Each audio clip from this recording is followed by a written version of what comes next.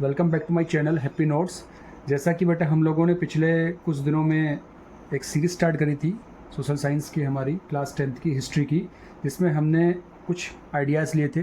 French revolution के दिन मैंने स्टार्ट किया था चैप्टर, इंट्रोडक्शन स्टार्ट किया था। तो the rise of nationalism in Europe की फर्स्ट यूनिट जिसका नाम था French revolution and ideas of nation, इसी को हम आगे बढ़ा रहे हैं। इसके पहले मैंने आपको उसका फर्स्ट पेज पढ़ाया था, आई थिंक पेज नंबर 25 था। अभी आपको आपकी बुक दिख जाएगी ऊपर वीडियो में। अब मैं पेज नंबर 6 को कवर कर रहा हूँ।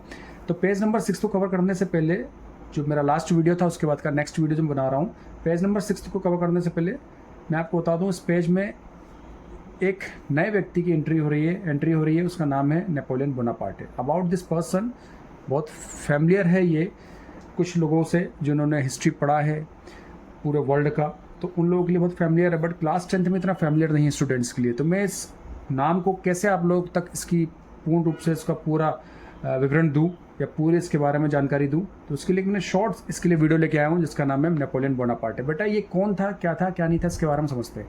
आइए, नेपोलियन बोनापार्टे बॉर्न इन अजासियो city, Corsica in 1769 was a French military leader and emperor who rose to prominence during French Revolution, and he became a general, then finally emperor of France 1804-1814।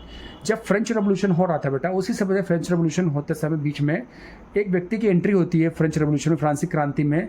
उस व्यक्ति का नाम होता है Napoleon Bonaparte. ये कौन होता है बेटा? ये फ्रांस का जो एक मिलिट्री लीडर होता है, ये फ्रांस की सेना में एक मिलिट्री लीडर होता है उस समय रेवोल्यूशन के समय। और इसका जो जन्म होता है बेटा, पहले तो ये समझो पैदा कहाँ हुआ था, ये इसका जो बर्थ होता है, इसका बर्थ हुआ था अजासियो सिटी, कोर्सिका। ये अजासियो क्या है? कैपिटल सिटी है, कैपिटल सिटी अजासियो। कहाँ की? कोर्सिका की। कोर्सिका क्या है? एक आइलैंड है। कहाँ का? फ्रांस का।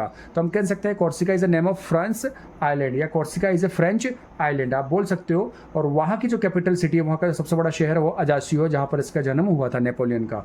तो वहाँ की बात कर रहे हैं। ये फ्रांस का मिलिट्री कमांडर था, मिलिट्री लीडर था। धीमे धीमे फ्रांस का एम्पायर बन गया बेटा। इसने अपनी मिलिट्री को एक्सपांड किया, और इसका क्या मेन एम था ये समझते हैं। He want to expand his army and control the rest of Europe. एक सिंपल भाषा में समझो नेपोलियन का क्या कहना था, नेपोलियन ने क्या सोचना था, नेपोलियन क्या करना चाहता था। ये तीनों वर्ड, ये तीनों क्वेश्चन को अगर आप समझोगे तो इसका एक ही में नाम था क्या?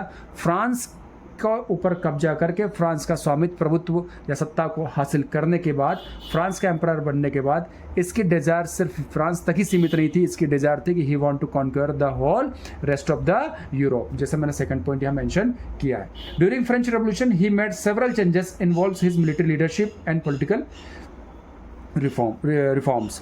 फ्रेंच रेवोल्यूशन के समय फ्रांसीसी क्रांति में इसने बहुत सारे परिवर्तन लेके आया था, बहुत सारे चेंजेस लेके आया था। क्या चेंजेस थे? वो मिलिट्री लीडरशिप को लेके इसने फ्रांस के अंदर बहुत सारा परिवर्तन लेके आया था, बहुत सारे चेंजेस लिए थे। और साथ ही पॉलिटिकल रिफॉर्म्स, बहुत सारे राजनीतिक परिवर्तन भी इसने किए थे।